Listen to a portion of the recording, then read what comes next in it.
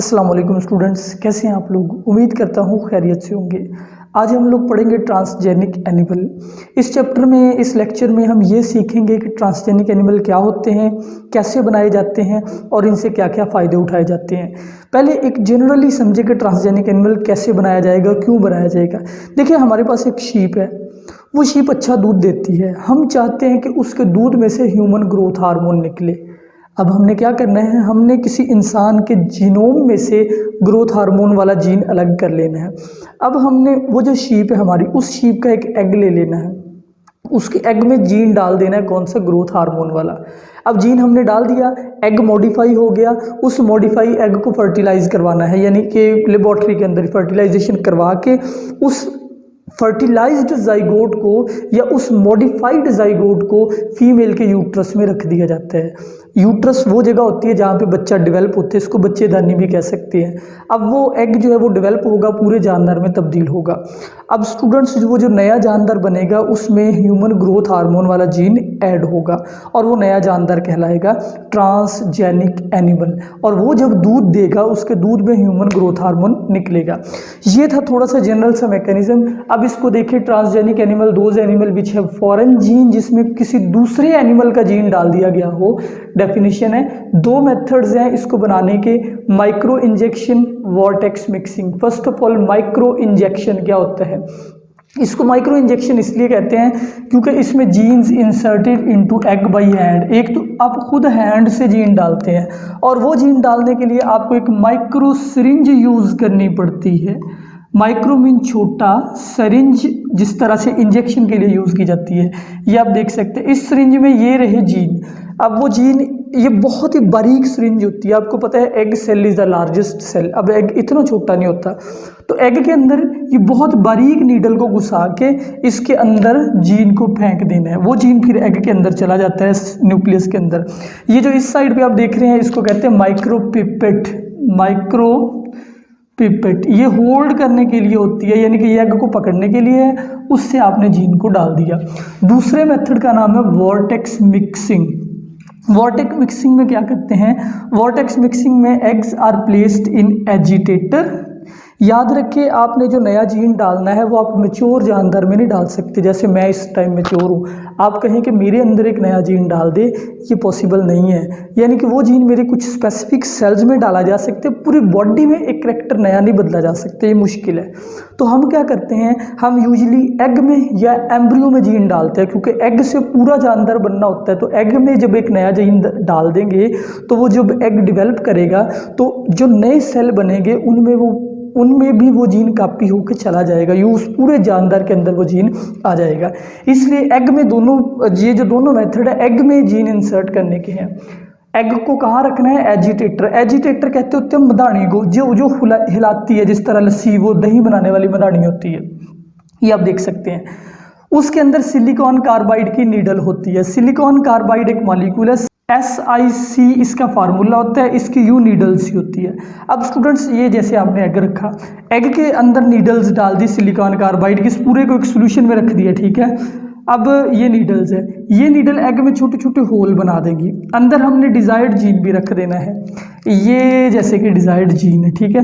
वो gene in holes के through cell के अंदर आ जाएगा और अंदर आके न्यूक्लियस के साथ मिल जाएगा। ये सेल्फ सीलिंग होल है, ये खुद से रिपेयर हो जाएंगे। इस तरीके को कहते हैं वॉर्टेक्स मिक्सिंग। या वॉर्टेक्स मिक्सिंग में एक मशीन यूज़ होती है जिसको एजिटेटर कहते हैं या वॉर्टेक्स एजिटेटर कहते हैं। तो उस एजिटेटर में देखिए आप, ये DC मोटर लगी हुई है, यहाँ पे सैंपल है और ये मोटर ने घुमाना है, सिलिकॉन कार्बाइड की नीडल्स वगैरह मौजूद होगी। अच्छा भाई, अब ये दो मेथड मैंने आपको बता दिए। अब कुछ एडवांटेज, यानी कि इस तरीके से क्या क्या पैदा किया जाता है। पहले ये आप एक और तरीका देखें कि इस तरीके से हमें क्या फ़ायदे मिलेंगे। देखिए, ये एक ह्यूमन जीनोम है, जैसे कि इस जीनोम में से ये हमारा डिज़ायर्ड जीन है, for example human growth hormone का जीन है। हमने इस जीन को निकाल लिया। अब क्या करना है, हमने इसको इस बकरी के जीन में इंसर्ट करना है। तो देखिए, ये मैंने जीन निकाल लिया और इस गॉट का एक एग निकाल लिया। उस एग सेल के अंदर क्या करना है, एग सेल के अंदर जो पीछे दो मेथड बताया, उन दोनों मेथड्स के थ्रू जीन को ऐड कर दिया। अब ये सेल कहलाएगा जेनेटिकली मॉडिफाइड सेल। ठीक है, या जेनेटिकली मॉडिफाइड एग इसको कह देता हूँ। इस एग को अब मैंने डेवलप करवाना है, और डेवलप करवाने के लिए पहले इसकी विट्रो फर्टिलाइजेशन करवानी पड़ेगी, यानी कि लेबोरेटरी के अंदर ही एक टेस्ट ट्यूब के अंदर ही इस एग के साथ किसको मिलाया जाएगा, स्पर्म को मिलाया जाएगा। अब एग और स्पर्म मिले, जाइगोट बन गया। अब स्टूडेंट उस जाइगोट को मैंने इस डोनर या सरोगेट मदर के अंदर रख देना है। सरोगेट मदर वो मदर होती है जिसके अंदर सिर्फ आप उस एग की डेवलपमेंट करवाएं। जैसे आजकल इंसानों के अंदर भी सरोगेट मदर्स है, कोई ऐसी फीमेल जो माँ नहीं बन सकती, जिसकी ओवरी में या जिसके यूट्रस में कोई प्रॉब्लम है, तो वो लोग क्या करते होते हैं, आज के दौर में एक नई टेक्निक है, वो क्या करते हैं, उस फीमेल का एग ले लिया जाता है, इन विट्रो फर्टिलाइजेशन करवाई जाती है उसके हस्बैंड के स्पर्म के साथ, और फिर वो जो सरोगेट जब किराए की माँ होती है वो बहुत सारी मिल जाती है, तो जो पैसे लेके उस जाइगोट को अपने अंदर रखवा लेती है, फिर वो जाइगोट उनके अंदर डेवलप करता है, बच्चा पैदा होता है। बच्चा पैदा करने के बाद वो माँ के हवाले करते हैं, जो असली माँ होती है अपने पैसे लेती है वो मदर और चली जाती है। तो यहाँ पे भी ये सरोगेट मदर है। आपने सिर्फ इसको किराए के तौर पर यूज़ करना है, यानी इसके अंदर एग को, उस आल्टर्ड एग को या जाइगोट को रख देना है। वो एग डेवलप करना शुरू हो जाएगा, जाइगोट डेवलप करेगा, और डेवलप करता करता एक पूरा बच्चा बनेगा। अब उस बच्चे की नॉर्मल जैसे बर्थ होती है, बर्थ होगी, अब वो बच्चा, उसके अंदर आपने एक नया जीन डाला था, वो ये है नया जो बच्चा पैदा हुआ। ये बच्चा जब बड़ा होगा ये मिल्क पैदा करेगा, यानी कि ये वाली फीमेल जब मिल्क पैदा करेगी तो इसके मिल्क में क्या मौजूद होगा, ह्यूमन ग्रोथ हार्मोन। ये तरीका, बाद में इसकी क्लोनिंग भी की जा सकती है, जो मैं अगले आपको लेक्चर में पढ़ाऊंगा। यानी इस एक एनिमल से बहुत सारे भी बनाए जा सकते हैं, ये अगले लेक्चर में हम बात करेंगे। फिलहाल यहाँ तक याद रखें कि उसके मिल्क के अंदर क्या मौजूद है, वो जो आपने जीन डाला था वो जीन एक्सप्रेस होगा, यानी ट्रांसलेट होगा, ट्रांसक्रिप्शन उसकी होगी, ट्रांसलेशन होगी, और वो वाली प्रोटीन बनने लग जाएगी। अब इस तरीके के कुछ एडवांटेज, यानी कि ये जो आप तरीका यूज़ करते हैं, इससे आजकल क्या क्या प्रोड्यूस हो रहा है। Production of bovine growth hormone. Bovine animal उन एनिमल्स को कहते हैं, जैसे बैफलो आ जाती है, कौ आ जाती है, इसमें जो बड़े बड़े बाइसन आ जाते हैं, दूध देने वाले बड़े वो जो फार्म एनिमल होते हैं, तो उनकी ग्रोथ वाले जीन, जिस तरह से ह्यूमन ग्रोथ हार्मोन होता है, इसी तरीके से बोवाइन ग्रोथ हार्मोन होता है, जो इन बोवाइन एनिमल की ग्रोथ को स्टिमुलेट करता है, जिससे गोश्त की पैदावार बढ़ाई जाती है। तो इसी तरीके से आजकल लार्जर एनिमल बनाए जाते हैं, जैसे larger fishes, cows, pigs, rabbit, sheeps. और ये जो जेनेटिकली मॉडिफाइड लार्जर फिशेज होती है, kept in ponds not wild, इनको आप वाइल्ड में नहीं जाने देते। मतलब ये है कि इनको आप मसनूई तालाबों में रखते हैं, इनको दरियाओं में, समंदरों में नहीं छोड़ते, क्योंकि ये आपने खुद बनाई है, ये मॉडिफाइड है, ये उस नेचुरल इकोसिस्टम को डिस्टर्ब कर सकती है। क्योंकि आपको पता है इकोसिस्टम बड़े नाजुक होते हैं, उनमें जब आप किसी नए जानवर को इंट्रोड्यूस करवाते हैं तो उसकी वजह से असरात बड़े तबाहकुन हो सकते हैं। फिर जीन फार्मिंग, आप ये जो नए एनिमल बनाते हैं, ये जो ट्रांसजेनिक एनिमल होते हैं, इनकी जीन फार्मिंग की जाती है। फार्मिंग आपको पता है दवाइयों को कहते हैं, अद्वियात की जो सनत है। तो use of transgenic farm animal, इस तरह के जो फार्म एनिमल है, जो गॉट बनाई जाती है, जो शीप बनाई जाती है, जो कौ बनाई जाती है, बैफलो बनाई जाती है, फॉर प्रोडक्शन ऑफ फार्मास्यूटिकल, यानी इनको अद्वियात की तैयारी में यूज़ किया जाता है। बहुत सारी अद्वियात, जैसे कि ह्यूमन ग्रोथ हार्मोन, जैसे कि इंसुलिन वगैरह, वो तो खैर बैक्टीरिया से बनाई जाती है, लेकिन यहाँ पे कई किस्म के ग्रोथ हार्मोन्स है, एंटीथर्मिन 3 है, कुछ क्लॉटिंग प्रोटीन्स होती है, वो आप इन एनिमल्स को से बनवाते हैं। और ये काम कई किस्म की जो प्राइवेट कंपनीज़ है, जो मेडिसिन बनाने वाली कंपनीज़ है, वो इंसानों की बीमारियों के लिए कई किस्म की इस तरह से दवाइयाँ बना रही है। वो जो दवाइयाँ होती है वो थेरापेटिक भी होती है, ये इलाज में भी यूज़ होती है, या डायग्नोस्टिक मेडिसिन भी होती है। डायग्नोस्टिक वो होती है जो किसी बीमारी की तशखीस में यूज़ हो, उसको ढूंढने के लिए यूज हो। तो जीन्स, इसके लिए क्या किया जाता है, genes inserted into organism and product appear in milk. आपको जो वाली प्रोटीन चाहिए, जो प्रोटीन चाहिए, उस प्रोटीन का जीन आप इन एनिमल्स के अंदर डालेंगे और मिल्क में आपको वो प्रोटीन मिल जाएगी।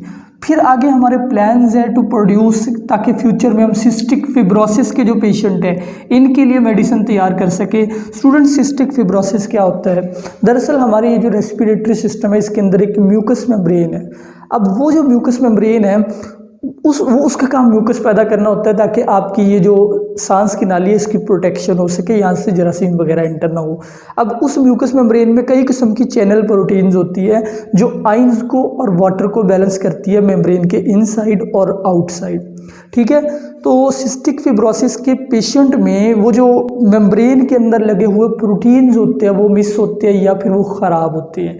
इनकी वजह से उनकी जो म्यूकस मेम्ब्रेन है वो सॉल्ट और वाटर को मेंटेन नहीं कर पाती, और इसके रिजल्ट में होता ये है कि इन पेशेंट की सांस की नालियों के अंदर बहुत थिक म्यूकस पैदा होने लग जाता है। यहाँ पे बड़ी गाढ़ी म्यूकस की लेयर बन जाती है, जिसकी वजह से इनको रेस्पिरेटरी डिसऑर्डर होने लगते हैं, इनकी नाली तंग हो जाती है, सांस सही नहीं आता, बलगम हो जाती है।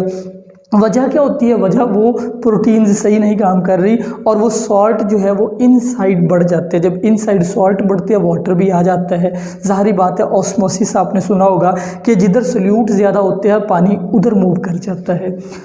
अच्छे भी सिस्टिक फिब्रोसिस के अलावा कैंसर के पेशेंट के लिए भी कोशिशें जारी है, ब्लड डिजीज़ के लिए भी जैसे हीमोफीलिया और एनीमिया है और कुछ बाकी डिसऑर्डर, उनके इलाज की भी ऐसे कोशिश हो रही है। एंटीथ्रोम्बन 3 क्या है? ये एक एंटी ब्लड क्लॉटिंग प्रोटीन है। जो ब्लड को क्लॉट करने वाली प्रोटीन है उसका नाम है थ्रोम्बन। ये थ्रोम्बन के उलट है, नाम से जाहिर है। अब ये क्या करते हैं? ये थ्रोम्बन के साथ बाइंड करके उसको न्यूट्रल कर देती है। तो आमतौर पे थ्रोम्बन का काम ये होता है कि जब आपके कट लगे वहाँ पे ब्लीडिंग को रोक देना, वहाँ पे क्लॉट बनवा देना कट वाली जगह पे। अब ये अगर मौजूद होगी तो ये उस जगह से ब्लड को रुकने नहीं देगी। तो ये सर्जरी के दौरान यूज़ होती है ताकि जब सर्जरी हो रही हो उस टाइम क्लॉटिंग ना हो, वरना आपकी नालियाँ, क्योंकि सर्जरी जब की जाती है जिस्म को काटा जाता है, कई नालियाँ कट जाती हैं तो उन नालियों के अंदर खून जम सकता है। अगर वो जम जाए फिर बाद में वो नालियाँ डैमेज ही रहेंगी, आपको ख़तरा रहेगा। इसलिए ये यूज़ किया जाता है एंटीथ्रोम्बन, ताकि वक्ती तौर पर वहाँ पर ब्लड क्लॉटिंग ना होने दी जाए नालियों के अंदर। अब जी इसके क्लिनिकल ट्रायल यानी कि इसके आजमाइशी जो तजर्बात है वो शुरू हो चुके हैं। Scientist of US of agriculture, जो अमेरिका के साइंटिस्ट है एग्रीकल्चर के, उन्होंने produce genetically modified mice to produce human growth hormone in urine. ये एक नई टेक्निक आई है कि साइंसदानों ने यूरिन के अंदर प्रोडक्ट हासिल की। पहले सारे साइंसदान मिल्क के अंदर हासिल कर रहे थे, अब यूरिन में हासिल की। अब इसका क्या फ़ायदा है? देखिए, एक सवाल है यहाँ पे बड़ा अहम, ये सवाल ही मैंने लिखा हुआ है कि urine is more preferable than milk. साइंसदानों की ये कोशिश है कि फ्यूचर में वो जो जानदारों से प्रोटीन जो अद्वियात बनवा रहे हैं वो उनके मिल्क की बजाय यूरिन से ली जाए। अब इसका फ़ायदा क्या हो सकता है? यूरिन जो है ये बायोटेक्नोलॉजी की प्रोडक्ट को लेने के लिए ज़्यादा अच्छा व्हीकल है हमारे पास। वो कैसे? 3 वजह से। पहले नंबर पे आप देखिए, जो मिल्क है वो सिर्फ फीमेल ने पैदा करना होता है और यूरिन दोनों ने पैदा करना होता है, मेल ने भी फीमेल ने भी, यहाँ पे लिखा हुआ है। दूसरे नंबर पे यूरिन बर्थ के टाइम पे शुरू हो जाते हैं, यानी कि जब एक जानवर पैदा हुआ उसी टाइम पे उसने यूरिनेट करना होता है। जबकि मिल्क कब पैदा होता है? जब एक फीमेल बालिग हो जाती है, इवन जब उसकी औलाद हो जाती है तब ये मिल्क पैदा होता है। तो दूसरा बड़ा जो डिसएडवांटेज है मिल्क का। फिर तीसरे नंबर पे यूरिन में से प्रोटीन निकालना आसान होता है और मिल्क के अंदर क्योंकि और बहुत सारी प्रोटीन मिक्स होती है तो मिल्क के अंदर से प्रोटीन एक्सट्रैक्ट करना कंपैरेटिवली मुश्किल है। इन 3 वजूहात की वजह से हम कहते हैं कि urine is more preferable vehicle for the biotechnology products than milk. ठीक है, ये बड़ा अहम शॉर्ट क्वेश्चन है, इसको याद कर लीजिए। बाकी ये टॉपिक इंशाल्लाह हम अगले लेक्चर में पढ़ते हैं कि इन एनिमल्स की क्लोनिंग क्यों और कैसे की जाती है। यहाँ तक कोई सवाल है ज़रूर कीजिए। अपना ख्याल रखिए। अल्लाह हाफिज़।